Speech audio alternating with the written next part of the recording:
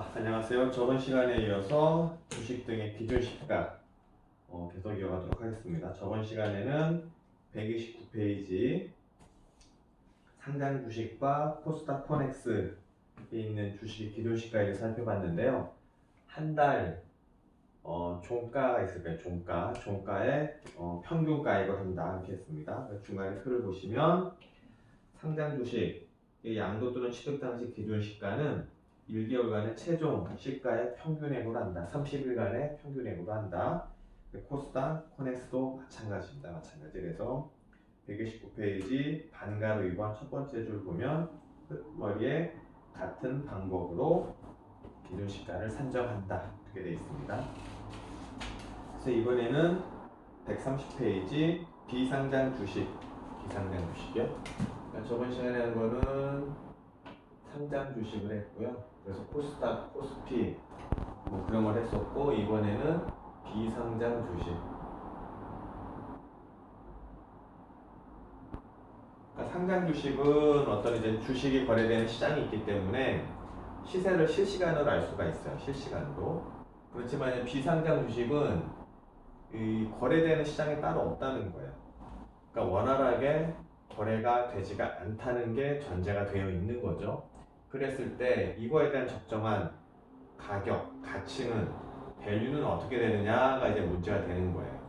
왜 그러냐면은 예를 들어서 A라는 사람이 있고요, B라는 사람이 있어요. 여기 법인이 이렇게 있어요. 법인 H가 있는데 A가 주주예요. 주주. 그래서 주식을 B한테 예를 들어서 10,000주를 넘겼어요. 10,000주를. 그죠? 그럼 이 가격이 얼마냐 이거죠. 가격이 10,000주를 넘기면 B가 A한테 그 주식 거래에 대한 대금을 줘야 되는데 그 적정한 거래 대금이 얼마냐라는 거예요. 물론 이제 이 법인이 상태에 따라서 여러 가지가 이제 달라지긴 하겠지만, 이런 밸류에이션, 그러니까 가치 평가에 대해서는 여러 가지 기법이 있어요. 뭐 경영학에서 말하는 밸류에이션 기법도 있고 하는데, 여기서 이제 세법, 지금 이제 양도세 큰 범위 안에서는 세법을 하는 거기 때문에 가치 평가하고는 조금 다를 수 있어요. 밸류에이션하는 가치 평가하고는 좀 다를 수가 있고, 여기서는 세법에서는 현재 나와 있는 주로 이제 이 주식, 이 법인이 이렇게 있으면 다시 얘기합니다. 이 세법에서는 주로 이제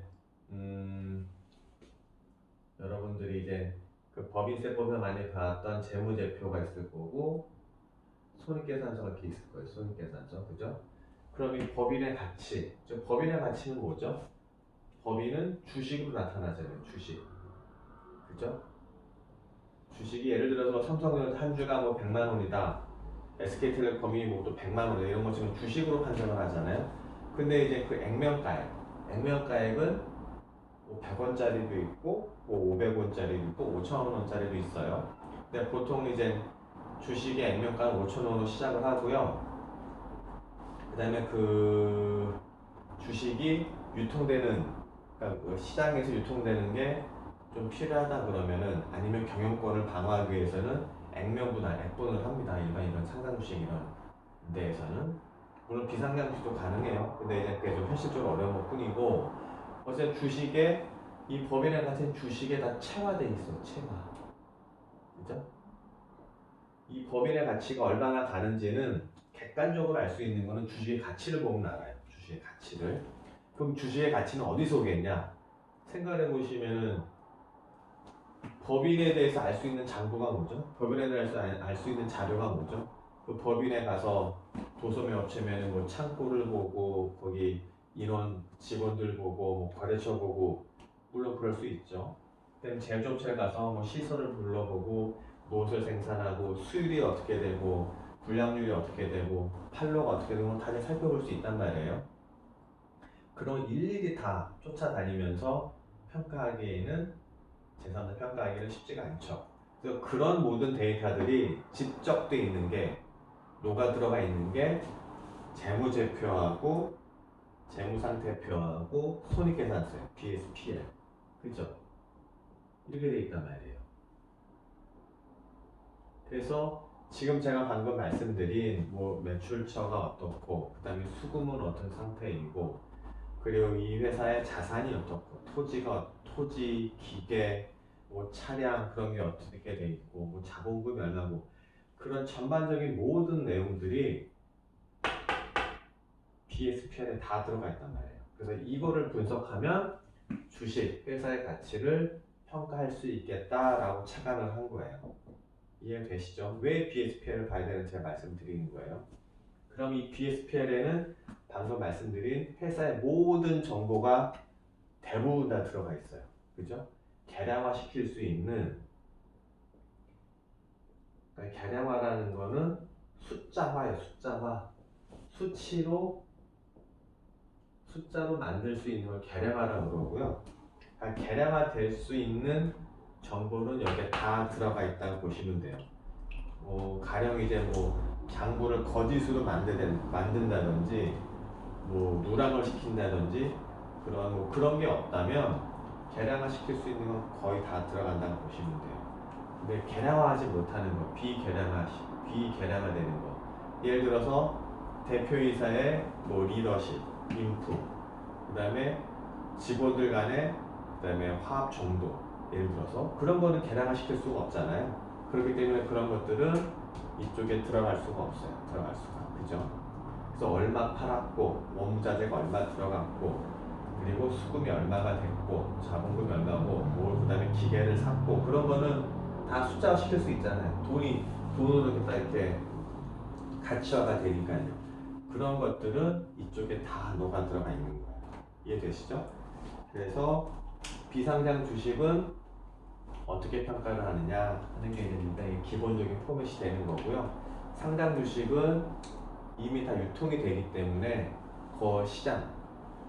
거래소 시장에서 한 달 평균 가액을 보면 얘네의 세법적인 평가 가액을 인정을 해주는 거고, 비상장 주식은 이런 재무제표, 재무상태표와 손익계산서를 세법에 따른 방법과 절차에 따라서 평가를 하면 그거는 이 법인의 주식 가치를 봐주겠다는 게 세법의 입장입니다.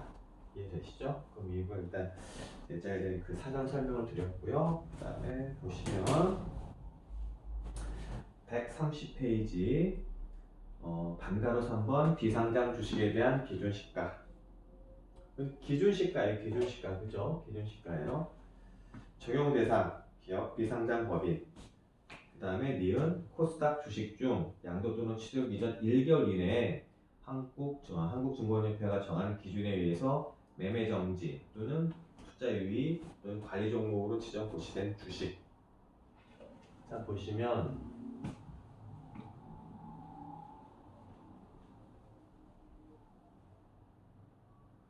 이 상장 주식은 약간 시장이 있는 거죠. 시장. 거래소 시장, 코스닥 시장 같은 어떤 시장이 있어서 시장에다가 이 장자가 시장장자예요. 시장장자.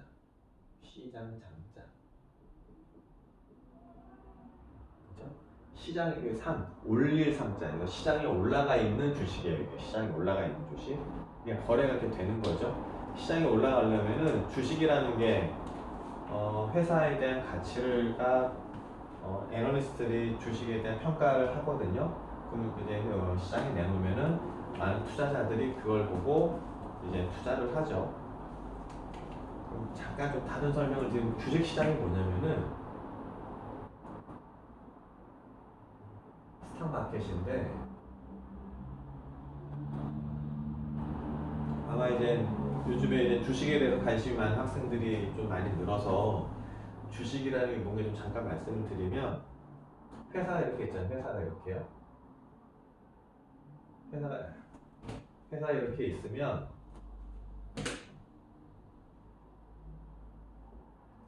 그죠? 회사가 이렇게 있어요. 회사가 그러면은 운영을 하죠. 지금 계속 회사가 잘 이렇게 돌아가는데, 회사에 자금이 필요합니다. 지금 자금이 필요해서, 예를 들어서 회사가 잘 돼요. 그래서 시설을 확장을 한다, 확충을 한다, 아니면은 매출 증가에 따른 직원을 더 필요로 해서 직원을 더 채용을 한다. 뭐 여러 가지 이유 때문에 자금이 필요해요. 자금이. 그죠? 그 다음에 자본금을 뭐 10억에서 20억으로 늘린다. 뭐 100억에서 150억으로 자본금 늘리는 이런 식으로 하여튼간 운전 자금이 필요하거든요. 회사를 운영하는 데 필요한 자금은 보통 이제 운전 자금이에요. 운전 자금. 운전 자금이 필요하고요. 그럼 이게 막 이쪽에 상장되어 있는 주식이라고 한다면, 그죠? 운전자금 필요할 때 이 회사에 주식이 있을 거 아니에요? 그럼 주식이 법인 등기부등본에 보면은 이 회사가 주식을 발행할 수 있는 주식이 있어요. 그러니까 발행할 주식. 법인 등기부등본에 보면 이렇게 나오는데 예를 들어서 발행할 주식이 만약에 100만 주. 그죠? 법인 등기부등본에 나오는 내용 중 일부만 제가 발췌해서 말씀드린 거예요. 그 다음에 액면가 그 발행한 주식과 그 다음에 뭐 자본금 얼마 이렇게 딱 나오거든요. 이렇게 얼마. 그래서 그 다음에 발행한 주식 이게 또 나와요. 발행한 주식. 그래서 만약에 10만 주 이렇게 있으면 자본금에서 자본금을 발행한 주식으로 나누면은 발행한 주식으로 유통을 시키잖아요. 시장에다가 이런 상장 주식에다가 상장 시장에다가 그러면 이제 그게 액면가액이에요. 액면가액. 이 두 가지로 액면가액을 추정할 수 있어요. 액면가액. 액면가 이렇게 쓰거든요. A 더하기 이렇게 이 액면가를 추정할 수가 있고 그렇다면은 발행한 주식이 10만 주고 근데 이 회사가 발행할 수 있는 주식이 발행할 미래죠 미래 발행할 수 있는 주식이 100만 주니까 여기 여분이 90만 주가 있는 거예요. 90만 주. 그래서 회사가 이런 운전자금 필요하다고 판단이 되면 이사회 의결을 거쳐갖고 또는 주총 의결을 거쳐서 주식시장에다가 요 발행 주식을 더 발행을 해서 풀어요. 내다 파는 거예요. 내다 판다는 건 뭐죠? 주식을 내다 팔면 뭐가 들어오죠? 대금이 들어오죠. 대금. 이게 뭐죠? 자본 조달. 자본 조달. 자금을 조달한다. 자본 조달이야. 자본 조달. 그러니까 주식은 회사가 자본시장에서 본인이 필요한 자금을 조달할 수 있는 창구예요. 그죠? 반대로 투자자 입장에서는 그 주식시장에서 나와 있는 여러 가지 회사의 주식을 보고 거기서 분석을 해서 나름대로의 어떤 판단에 따라서 투자를 하는 거죠. 투자자 입장에서는. 그래서 은행 입장에서는 그런 주식이나 그런 걸 보고 이 회사에 대해서 돈을 빌려줄 수 있는지 없는지 그런 걸 평가할 수가 있는 거고요. 그다음에 이제 증권사나 이런 데에서는 애널리스트들은 그 나와 있는 주식을 보고 가치가 얼마나 되는지 평가할 수도 있고 하여튼 본인의 처한 입장에 따라서 주식에 대해서 바라보는 입장이 달라지는 거예요. 어찌됐건 이 회사는 자기의 자본을 조달할 수 있는 방법이 이런 주식을 통해서 할 수 있는 거예요. 주식. 그리고 또 하나 방법은 채권을 해석할 수 있어요. 채권. 그죠? 자본시장에다 내놓으면은 주식과 채권이 유통이 되는데 이걸 갖고 할 수가 있죠. 채권은 지금 세법에 지금 나오지 않기 때문에 이거는 생략을 하고요. 일단 주식은 자본 조달 위해서 필요한 거예요. 그죠? 그래서 이런 시장은 이렇게 되지만 비상장 주식도 얼마든지 자본 조달 위해서 할 수가 있죠. 단지 시장에 올라가 있는 거가 아니고 이 같은 경우에는 보통 개인적으로 회사의 대주주들이 주변에 있는 사람들한테 주식을 일부 지분을 넘기면서 이런 운영자금이나 이런 거를 충분히 조달할 수가 있겠죠. 어찌됐건 자본 조달의 창구가 되는 게 주식이에요. 주식.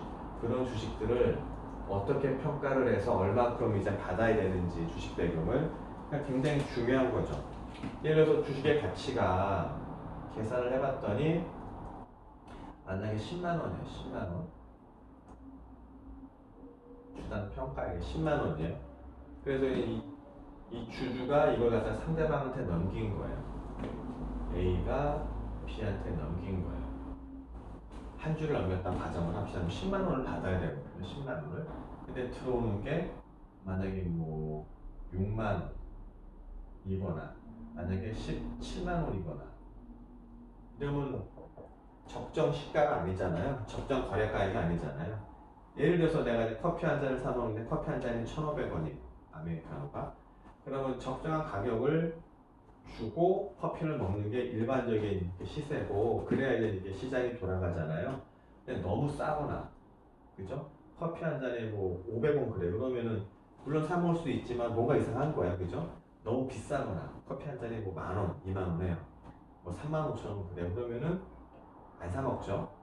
뭐가 이상하다는 거예요. 그러면 유통이 안 되지만 진짜 돈이 이렇게 왔다 갔다 했다고 하면은 10만 원짜리가 얘한테 가는데 6만 원 줬다 그러면 4만 원이 차이가 나죠. 시세하고는. 그럼 얘가 이익을 받죠. 그러면은 증여이익이 또 발생하는 거야. 증여이익. 개인이라면. 그죠? 10만 원짜리를 6만 원에 샀으니 B는 증여.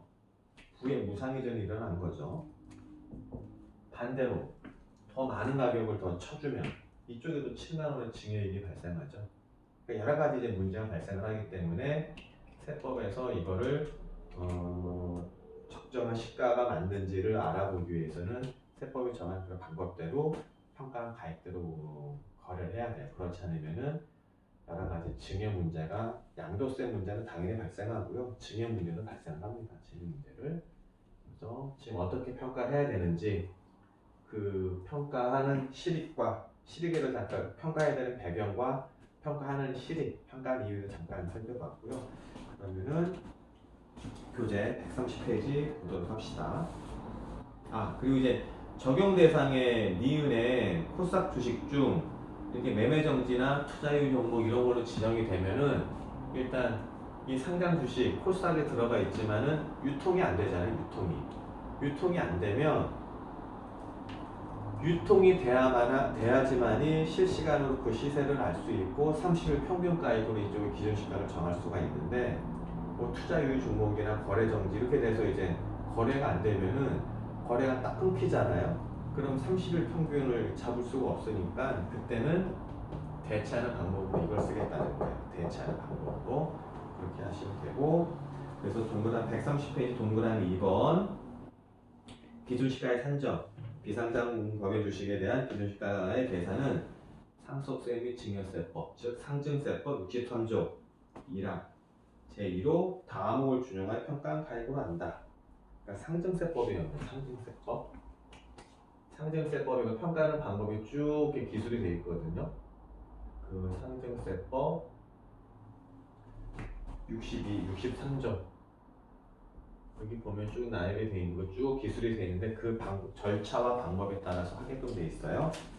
자, 기업 평가 기준 시기 및 평가액. 일주당 가액의 평가는 순손익가치와 순자산가치를 각각 3대2의 비율, 만약에 부동산 등의 비율이 50% 이상인 경우에는 2대3으로 한 가중평균 가액으로 한다. 다만 그 가중평균한 가액이 일주당 순자산가치의 80%몇보다 적은 경우에는 순자산가치에 의한다. 이게 무슨 말인지 아마 바로 와닿지는 않을 거고요. 이게 무슨 말이냐면은 여기 이제 중요한 용어가 나옵니다. 순자산가치, 그 다음에 순손익가치.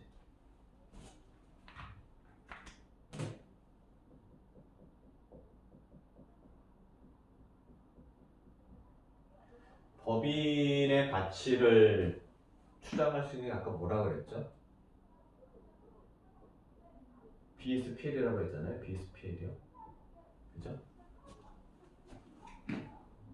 자산이 어디에 가 있죠? 어디에 계상이 돼 있죠? 재무상태표에 있죠. 재무상태표. 그 다음에 손익은 여기 있어요. 여기. 그죠? 손익계산서에. 그래서 거기에서 뭘 하느냐? 자산가치 중에 순자산가치, 손익가치 중에 순손익가치를 구한다는 거예요. 이렇게 용어를 이해를 하셔야 돼요. 용어를. 그러면은 일반적으로는 자 보세요. 다시 조제를 보면은 순손익가치, 순자산가치. 순손익가치가 3, 2 이렇게 되어 있어요. 일반 법인은. 일반 법인은 이렇게 놓고 가중치를 이렇게 놓고 가중평균하는 가중평균. 그죠? 가중평균하는 거예요.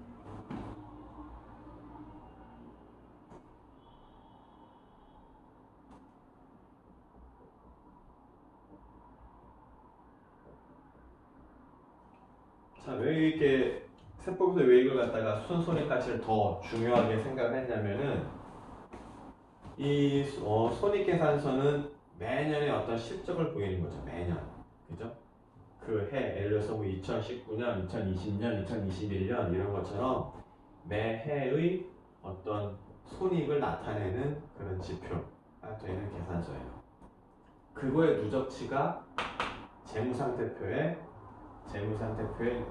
보이는 거고요. 그러다 보니까 일반 법인 같은 경우에는 이게 더 가중치가 있는 거죠. 일반 법인은 이게 더 중요하죠. 일반적으로 봤을 때 도소매 업종이다 그러면은, 그죠? 뭐 제조업종이다 그러면은 이쪽이 더 이제 가중치가 있는 게 당연한 거예요. 그런데 가로 안에 보면은 가로 안에 뭐가 나오냐면은 부동산 비율이 50% 이상. 부동산 비율이 전체 자산 비율 중에 50% 이상인 경우에는 아무래도 그럴 때는 회사의 가치가 이 그때 그 사업을 잘했느냐 아니면 성적표 손익계산서보다는 아무래도 부동산이 더 많다는 것은 부동산 가격이 오르고 내리고에 대해서 기업의 가치가 올라갔다 내려갔다는 영향이 굉장히 크거든요. 그럴 때는 가중치를 이쪽 재무상태표에 더 둔다는 거예요. 반대로 이렇게. 이해되세요? 이렇게 두는 거예요. 이렇게. 그래서 가중평균액은 어떻게 계산을 하냐면은 순자산가치가 예를 들어서 A다. 이게 A고 그 다음에 순손익가치가 B다. 순자산가치를 구하는 방법과 순손익가치를 구하는 방법도 이제 바로 할 거예요. 근데 일단 A하고 B로 값이 나왔다고 가정을 하면 가중평균이라는 거는 일반 법인이면 A 곱하기 전체가 5죠. 2 더하기 3. 5 중에 A가 차지하는 비율이 2 이렇게 계산을 하고요. 더하기 순손익가치는 B 곱하기 5분의 3 이렇게 한다는 게 가중평균이에요. 이렇게. 그죠? 그리고 부동산이 50% 이상 즉 이쪽에 부동산이 많이 있다는 거죠. 이쪽에요. 이런 법인 같은 경우에는 A 곱하기 5분의 3 더하기 B 곱하기 5분의 2 이렇게 해서 주당 가치를 구한다는 거예요. 주당 가치를요. 이렇게 이해하시면 돼요. 가중평균이라는 거는. 일단 전체적인 흐름은 이해되셨고, 그죠? 그렇다면은 또 디테일하게 들어가서 그렇다면 순자산가치가 뭐고 순손익가치가 뭔지를 알면 파악하게 되면 파악하게 되면 그 A가 나올 거 B가 나올 거잖아요. 근데 그걸 갖다 여기다 넣어주면 바로 저희가 구하고자 하는 비상장 주식의 기준시가 세법상 평가액이 나옵니다. 세법상 평가액. 상증세법이 정하는 세법상 평가액이 나오는 거죠. 그죠? 자, 그럼 다시 한번 또 보도록 합시다. 근데 다만 이렇게 가중평균한 가액이 그러니까 130페이지 동그라미 2번의 기억 하나, 둘, 세 번째 줄. 다만 가중평균한 가액이 일주당 순 자산가치의 80%가 안 된다고 하면 어떻게 한다고요? 순자산가치로 본다는 거예요. 순자산가치의 100분의 80을 곱한 금액으로 한다. 이게 왜 그러냐면은 지금 예전에는 다만 요 규정이 따로 없었어요. 근데 이 규정이 들어온 지가 몇 년이 안 됐는데 어떤 이유 때문에 이게 들어왔냐면 잠깐 말씀을 드리면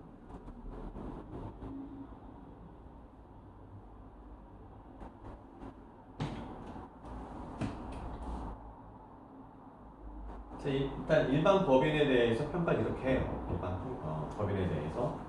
근데 이제 여러분들이 낸 회사의 H법인의 대표예요, 대표. 그리고 내가 이 주식이 좀 대표다 보니까 주식에 절대지분을 갖고 있겠죠. 상당 주식을. 근데 이거를 아들이나 딸한테 주고 싶어요. 그죠? 재산을 물려주고 싶은 거예요. 그러면 어떻게 하는 게 가장 좋죠? 여러분 생각에도 가능하면 세금을 덜 내고, 그리고 주식 가격이 좀 저렴했으면 좋겠죠. 회사는 잘 되고 있어요. 회사는 잘 되고 있어요. 회사는 잘 되고 있기 때문에 가능하면은 좀 이렇게 거래 내 주식을 자녀한테 증여할 때 발생하는 재반 비용, 거래대금과 세금이 가능하면 최소화됐으면 하는 게 주는 사람 입장에서는 합리적인 생각이에요. 그죠? 그러면은 어떻게 하겠어요? 이 가치를, 평가한 가치를 떨어뜨려야 되잖아요. 떨어뜨려야 돼요. 그런데 이 회사가 일반 뭐 도매회사다, 도소매회사다, 제조회사다 그러면은 뭐 여러 가지 뭐 방법이 있긴 있지만 일반적으로는 주식 가치를 떨어뜨리는 게 쉽지가 않죠. 왜 그러냐면은 회사는 이제 오래됐고 회사는 잘 어느 정도 이제 그 수준이 올라갔기 때문에 어떤 특별한 외부적인 충격, 무슨 IMF나 아니면 서브프라임 모기지처럼 금융사태처럼 어떤 특별한 경제 위기가 오지 않는 이상은 회사가 이렇게 뭐 이렇게 휘청휘청 될 가능성은 크진 않아요. 그렇다는 거는 휘청돼야지만이 뭐 매출이 또 손익이 떨어지고 해서 이쪽 가치가 떨어질 거 아니에요, 그죠? 이쪽 가치가 그래야지만이 전체적인 가치가 B가 떨어지니까 이것도 결국 떨어지게 되죠, 그죠? 이렇게 간단 말이에요, 이렇게요. 근데 이거를 일반적인 회사에서는 쉽지는 않죠. 근데 내 이 법인의 주식을 이렇게 넘기고자 하는 대표적인 데가 부동산 법이에요. 부동산 법.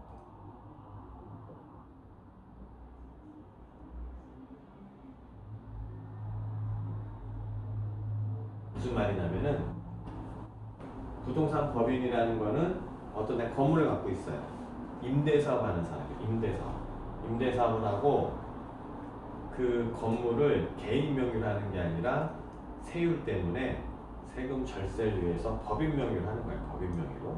근데 이제 나이가 들고 하니까 그 건물에 대한 여러 지배권이랑 그 다음에 월세 들어오는 그 수익의 향유권을 자녀한테 넘겨주고 싶은 거예요. 근데 그냥 주기에는 아까 말씀드린 것처럼 주식을 그냥 넘기게 되면 거기서 발생하는 이제 재반 비용이 워낙 세기 때문에 좀 낮춰서 넘기고 싶은 생각이 큰 거예요. 그럼 어떻게 한다? 이것도 뭐 낮추면 되잖아요. 그죠? 근데 자산 가치는 낮출 수가 없죠. 왜? 부동산 가격이 딱 있잖아요. 부동산 가격이. 건물, 토지. 이렇게 있기 때문에 이거는 바꾸는 게 쉽지가 않죠. 안 바뀌죠. 그러면은 이 사람이 바꿀 수 있는 건 여기에 있죠.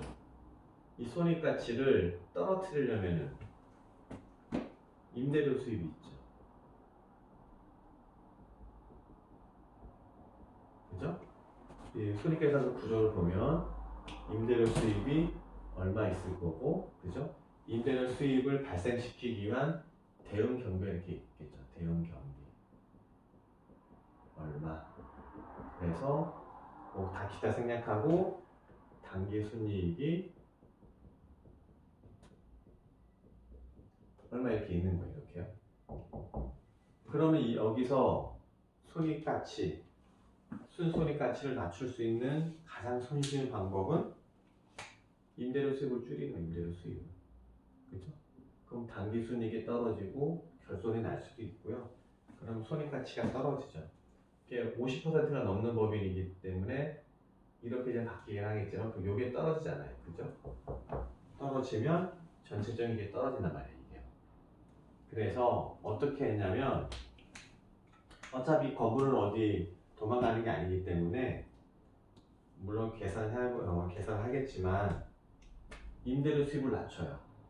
어떻게? 임대를 내보내요. 그래서 공시를 만들어요. 공시.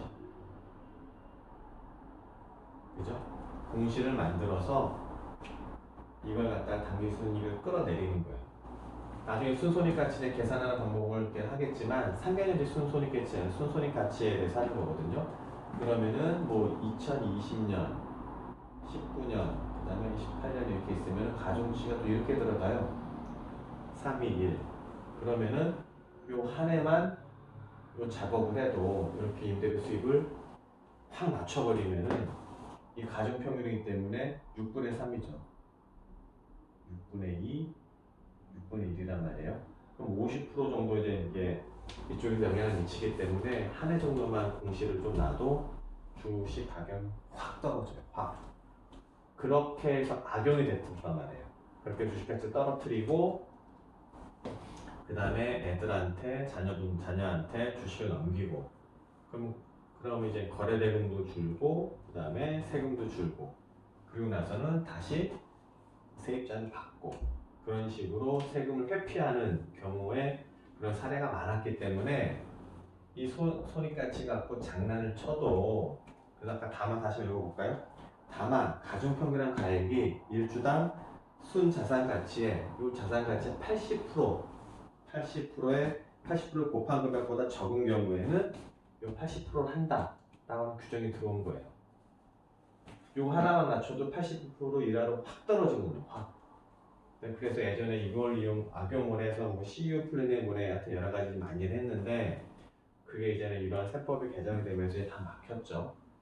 그래서 그 단서 규정이 들어온 겁니다. 그게 좀 이해를 하시고 자 그러면 순손익가치 130페이지 순손익가치 보도록 합시다.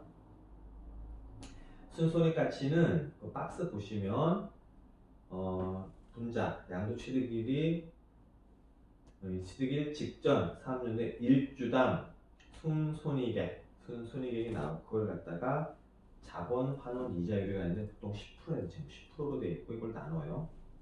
그러니까 순손익액은 아까 말한 것처럼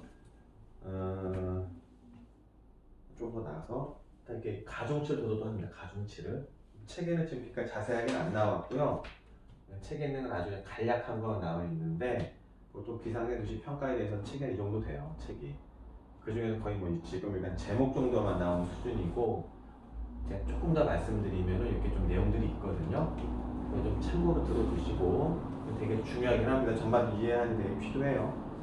그래서 다시 한번 보면 박스의 순손익가치는 직전 사업년도에 일주당 순손익액을 하여튼간에 10%로 나눈다 이렇게 하시면 되고 그래서 일주당 순손익액은 양도율 또는 취득에 속하는 사업년도의 직전 사업년도의 순손익에 의해서 평가한 가액으로 한다. 그래서 밑에 줄 법인세법에 의한 각 사업료 소득에 대해서 다음에 해당하는 금액을 더하거나 뺀 금액으로 한다. 이게 또 무슨 말이냐면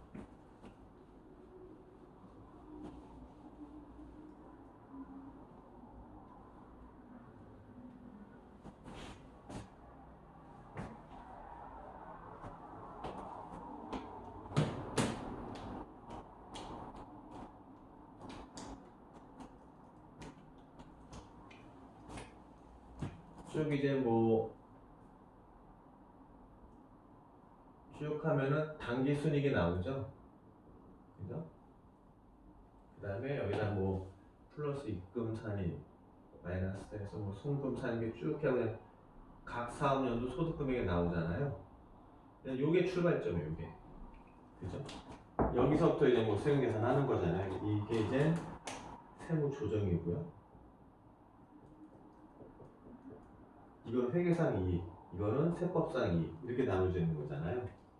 그럼 이 세무 조정을 하는데 다시 보시면 130페이지 밑에서 두 번째 줄 순손익액은 법인세법에 따른 각 사업년도 소득금액에 오른쪽에 박스 이거를 요 소득금액에서 131페이지에 있는 이 박스에 있는 거를 더하거나 빼서 구한다는 거야. 더하거나 빼서.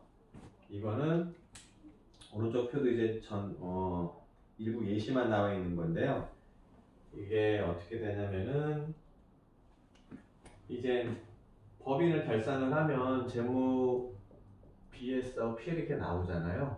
BS하고 PL이 나오면은 이건 이제 세법상의 기준에 따라서 이제 결산을 하는 거고, 이걸 갖고 이제 정말 주식의 가치를 구하는 거는 또 다른 문제예요.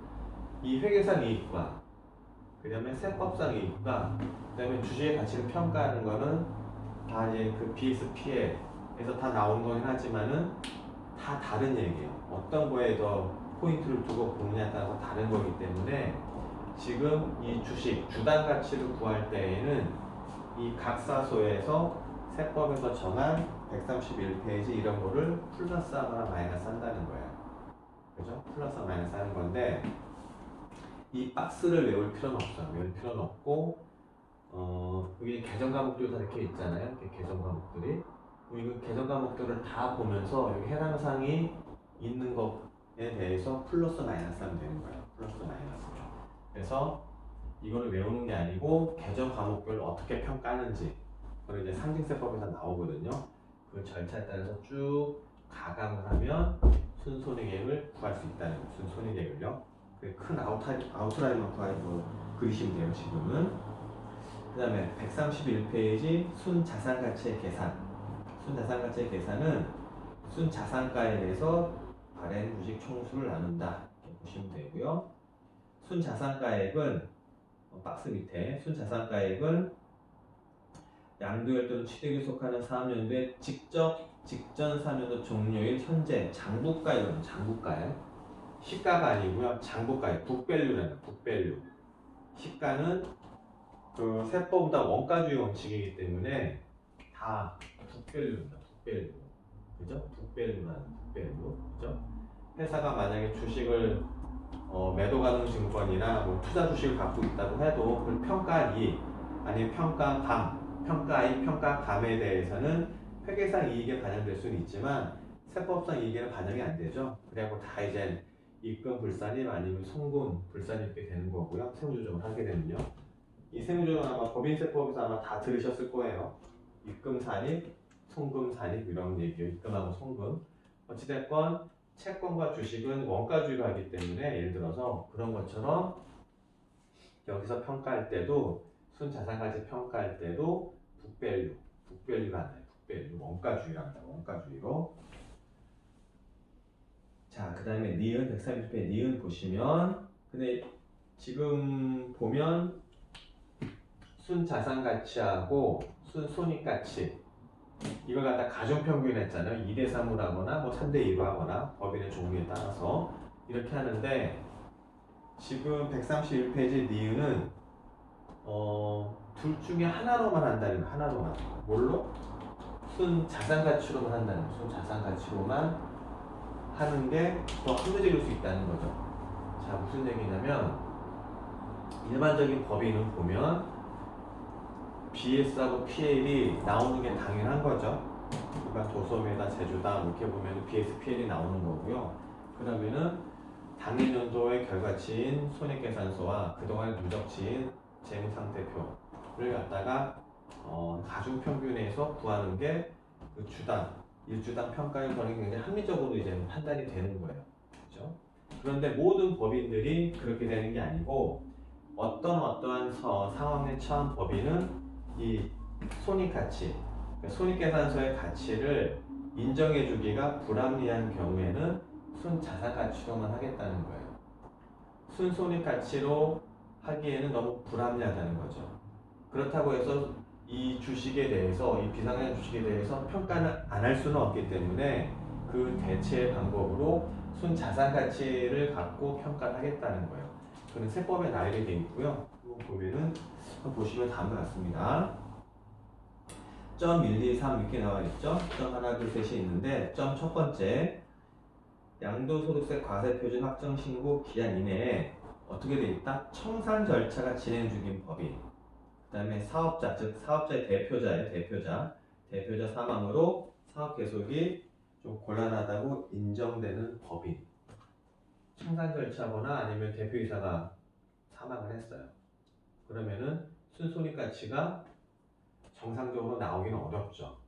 갑자기 확 떨어질 거 아니에요. 그죠? 아까 부동산 임대법인 그렇게 편법으로 증여하는 그 악용되는 사례와 비슷한 경우죠. 이거는 뭐 청산이나 아니면은 뭐 대표자 유고는 의도적으로 한 건 아니겠지만 결과는 그게 또 똑같이 나오게 돼요. 그래서 그런 경우에는 순손익가치로 하는 게 아니고 순자산가치로만 평가하겠다. 그거예요. 그 다음에 점 두 번째, 사업 개시 전 법인, 사업 개시 전이니까 손익이 안 나오잖아요. 그 다음에 사업 개시 후 1년 미만, 사업 개시 후 1년 정도밖에 안 됐으면은 이 매출이나 이런 게 안정적이지가 않아요. 왜냐면 처음에는 도소매 업종이다, 뭐 제조업체다. 그러면은 맨 처음에 시작을 하게 되면 물건을 일단 도소매 업체면 물건을 많이 사놔야 될 거 아니에요, 그죠? 사놓고 이제 유통을 시킨단 말이에요. 유통을 하고 나서 사오는 게 아니고요. 일단 많이 사오고 유통을 시키고 그 다음에 대금도 회수하는데 일반적으로는 보통 이제 대금을 많이 깔릴 수밖에 없어요. 그러다 보니까 첫 해에는 보통 3년까지 그러긴 하지만 특히 첫 해에는 마이너스가 나는 경우가 대부분이에요. 그렇기 때문에 그건 정상적인 손익계산서라고 보기가 어렵기 때문에 그런 법인들은 이걸 빼고 순자산가치로만 하겠다, 그런 의미고요. 휴폐업에 있는 법인도 마찬가지고, 그 다음에 점 세 번째, 이게 제일 중요합니다. 3개년 연속 결손금인 법인. 3개년 연속으로 결손이라면은 자세히 다시 읽어보면요, 3년 이내 3년도부터 계속하여 결손금이 있는 법인. 그러니까 2018년, 2019년, 2020년 계속 마이너스인 거예요. 각 사람들 소득금액 계속 마이너스예요, 마이너스. 그러면은 정상적인 평가 방법대로라면 순손익가치가 일반 법이면은 60%가 들어가죠. 가중치가 5분의 3이니까 60%가 그러니까 마이너스인 거예요. 마이너스는 0으로 보거든요. 그러면은 그 법인에는 40% 요것만 갖고 해야 되기 때문에 이 가치가 굉장히 저평가될 수밖에 없어요. 그래서 그런 거를 예방하기 위해서 이런 경우에도 순자산가치로만 평가하겠다라고 하는 거고요. 그래서 이제 세법에 요런 요게 아직 남아 있어서 이걸 갖고 이제 증여를 하거나 아니면 주식을 매매하거나 이렇게 좀 활용하는 사례가 있긴 있는데 그래도 좀 조심해야죠, 이거는. 어찌됐건 뭐 슈퍼업에 있거나 아니면 결손금이 내리 3년 계속 있거나 뭐 이런 등등 이유가 있으면 순손익가치로 하지 않고 순자산가치로만 하는 게 더 합리적이다. 그래서 세법도 이렇게 규정이 되어 있다. 이렇게 이해하시면 됩니다. 그 다음에 132페이지 동그라미 3번 장부 분실 등으로 기준시가 확인할 수 없는 경우에는 어떻게 하느냐, 액면가액을 한다. 예외적인 경우에요. 그 다음에 뭐 반가로 4번, 양가로 9번, 10번은 11번을 생략하고요. 반가로 12번 오피스텔 요거는 좀 잠깐 좀 쉬었다가 또 진행하도록 하겠습니다.